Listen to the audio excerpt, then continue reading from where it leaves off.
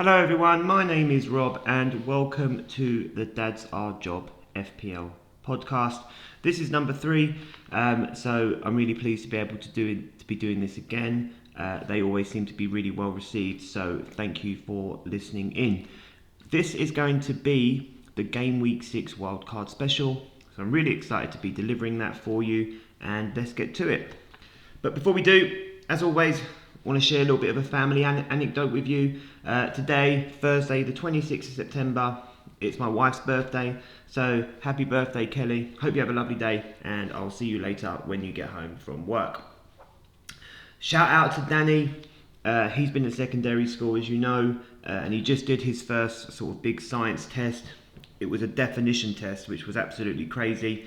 He got 9 out of 10.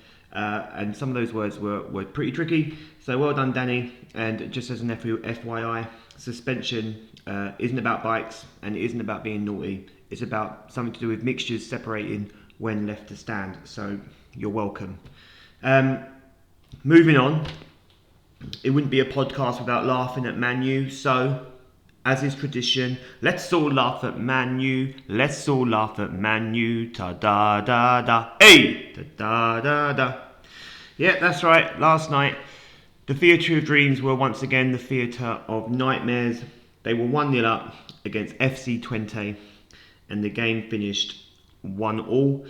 So they were unable to beat Eric Ten Hag's team of youth, the team that he supported growing up. In fact, they were so bad, I'm pretty sure FC 19 would have beaten them and they would have struggled to beat FC 21.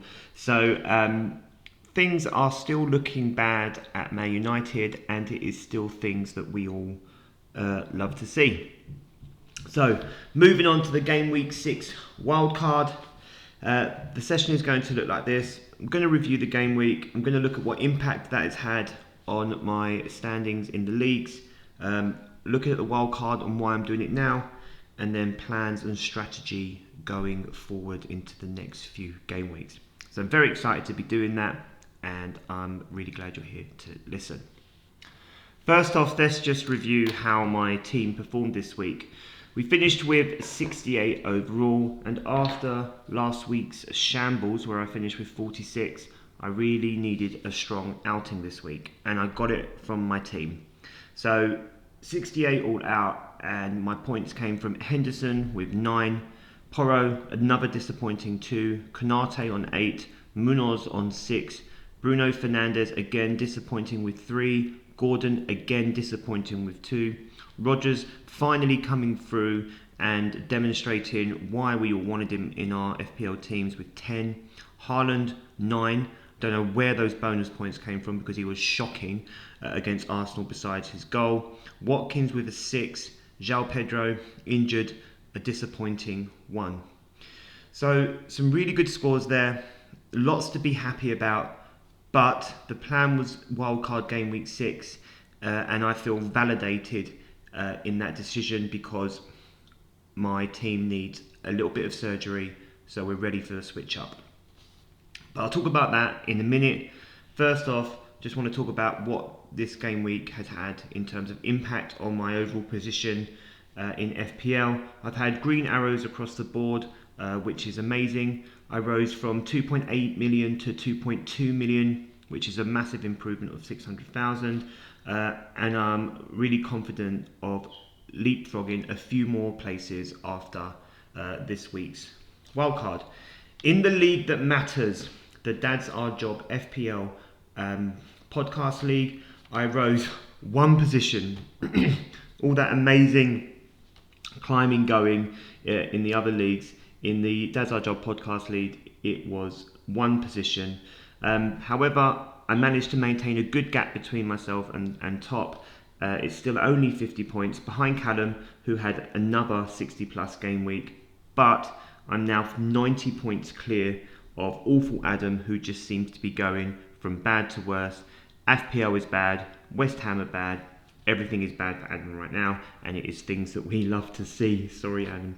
But it is all to play for, and Callum, I'm coming for you. If you would like to join our FPL podcast league, please do. You can join our league using the code PXWTFPL.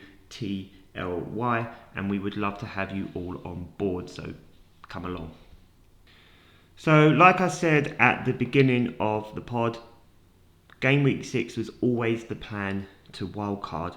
I started with a number of players who I would normally have, but because of their fixtures, I just thought the risk is too high. I'm not going to have them, and in quite a few cases, I regretted those decisions. Namely, being an Arsenal fan and having no Arsenal players in my dream team for the first 5 weeks was rough, and they made me pay for it. I think Saka already has 5 or 6 goal contributions. Raya and Gabriel have, I think, 3 clean sheets from 5, as well as his goals. I've made mistakes, guys, and so it's time to rectify them.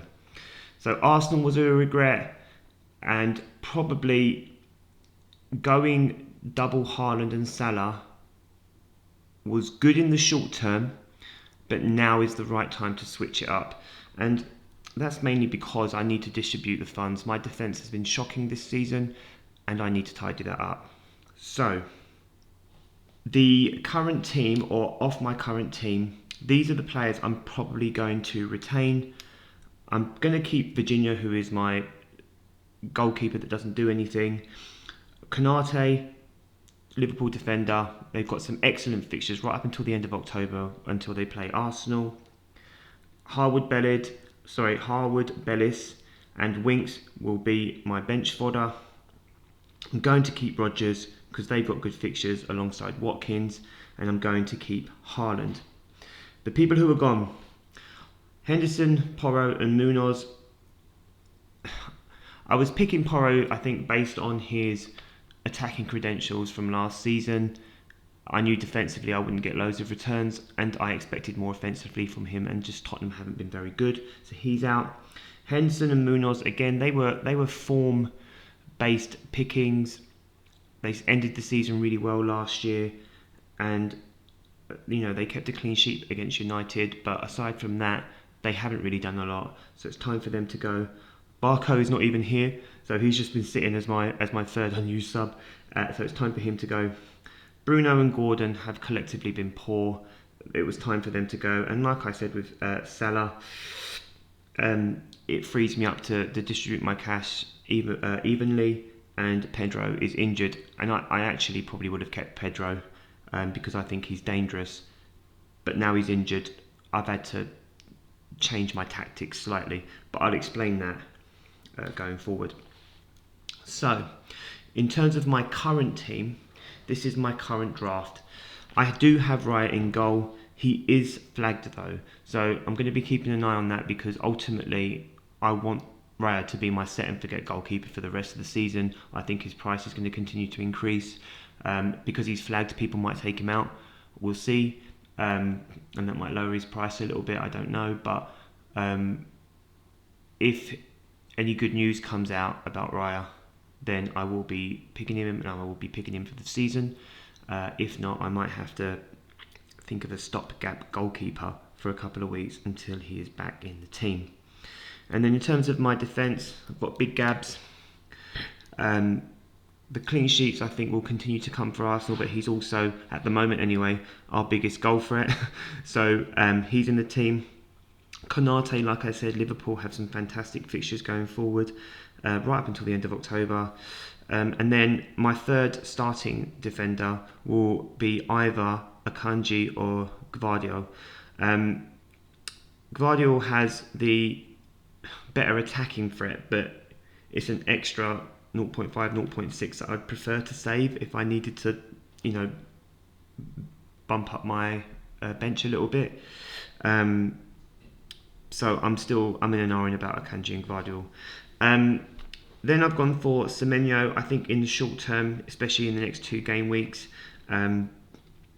Bournemouth have some really good fixtures. They're playing 2 promoted sides in Southampton and Leicester. I would expect Bournemouth to win both of those games, and I think Semenyo is Bournemouth's best player. So I put him in my team for the next 2 game weeks at least. His third game after that is against Arsenal, so that might be the time to change him. But for now, I'm going to keep him in those. I'm going to start him for the next 2 game weeks and see how he does. Rodgers, he finally returned. His next 3 are Ipswich, United and Fulham, and I wouldn't be surprised if Aston Villa won all of those games. Then we've got Diaz, who has taken the place of Salah. Diaz has a great start to the season. He's shown himself to be dangerous. He's taken shots, he's getting assists, and then he also gets the clean sheet bonus if Liverpool don't concede. So Diaz is in the team, and I'm actually really pleased with that because it's meant that I can spend my money in my most offensive players, which has allowed me to bring in Saka, who has got Leicester, Southampton and Bournemouth in the next 3. Which I would expect him to continue being involved in almost every single goal that we score, particularly with our set pieces. But he also has a really good understanding with Havertz, and I wouldn't be surprised if Havertz returned in the next couple of game weeks either. Then up front, I've gone for Watkins, Ipswich, United, Fulham. Wouldn't be surprised if he's bagging a goal in every game there. Haaland, he can score a hat-trick against everyone except Arsenal. So he's in, probably going to be captaining him for a couple of those game weeks as well.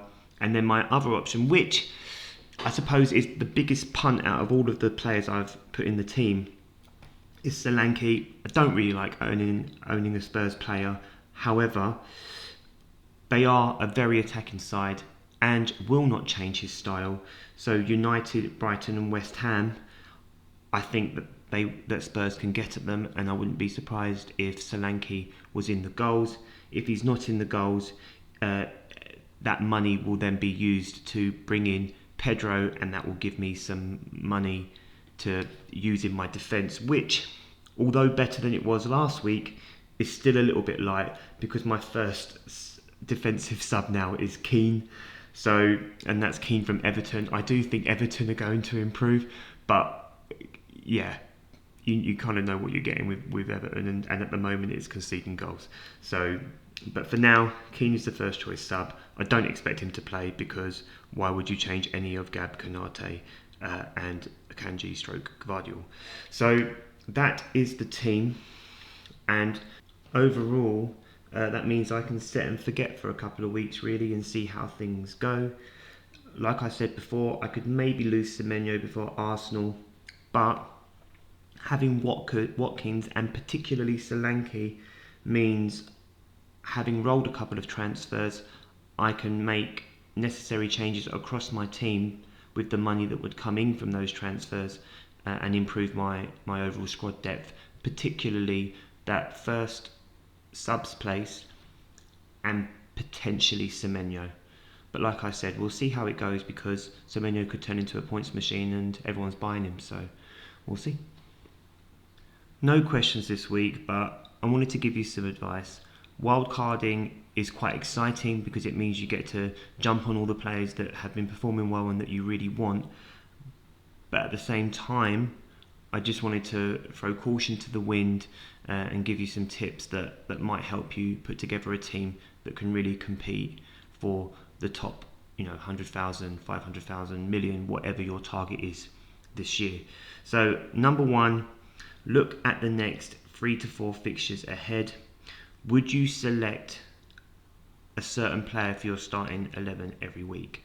Now, I know generally speaking we are going to pick players that are going to be our bench fodder, but then the players who are going to be starting, would you play them in each of the next 3 to 4 games? And if that's the case, then they might be a candidate for your team. Number 2, look at their form via the app or via the desktop site on your computers. And what I mean by that is, if you look at Spurs, for example, they've got some great fixtures coming up. But if I'm being completely honest, I'd rather burn than own Pedro Porro because historically you can see through the game weeks that actually, other than the first 2, he hasn't done much in the last 3. But it works both ways. He could be due a return, or that bad form could continue. So have a look at that, see how they're doing, see what their goal involvement has been like, or whatever it is that interests you, and then make your decision based on that. The other one, if you've watched a team and a player passes your eye test, that's okay. FPL specialists are doing the same thing mostly. For example, there's a FPL podcaster that I really enjoy, listening to, his name's the FPL General. He is really caught up on Mbeumo at Brentford, and he is a player that I would rarely consider signing, especially when I look at Brentford's next few fixtures. I just don't fancy Brentford, and I don't fancy Mbeumo. So he's not necessarily a player that I'm drawn to or would put into my team. I'm not saying I would never would, but the eye test matters. And so he is the main man at Brentford, and that's enough for some people. But it just depends on you. I went the other way and went with Semenyo. But even then, I was considering putting in Smith Rowe. So it's tricky. And what I mean by that is, do you. Don't worry about what somebody else is telling you to do, because it's your team at the end of the day. Loads of people are putting out these amazing podcasts, and they are amazing, but at the same time, the team you choose has to be a reflection of you and your decisions, because it's going to be the league position that you're standing behind. And that kind of brings me to my final point. Go for it. You know, if you think Smith Rowe is the man, put him in. Because if he returns and he's a differential, you're the one that's going to be climbing the table. And there's going to be a lot of teams that look the same this game week, because everyone's going to be jumping on Arsenal. So just to recap that, look at the next 3 to 4 fixtures, look at the players' form. If they pass your eye test, that's great. And then number 4, go for it. And that brings this week's podcast to a close. Thank you for listening. I hope you found it useful. Remember to join our league, PXWTLY, and that's the Dad's Our Job FPL podcast. And if you'd like to follow me on threads, Rob Horton86, hit me up with some questions, or just throw slander to my FPL pod. I'm all down for the banter. If you have enjoyed listening, rate our podcast, give it 5 stars, and we'd be really grateful for that. So until then, see you next time, and good luck this week.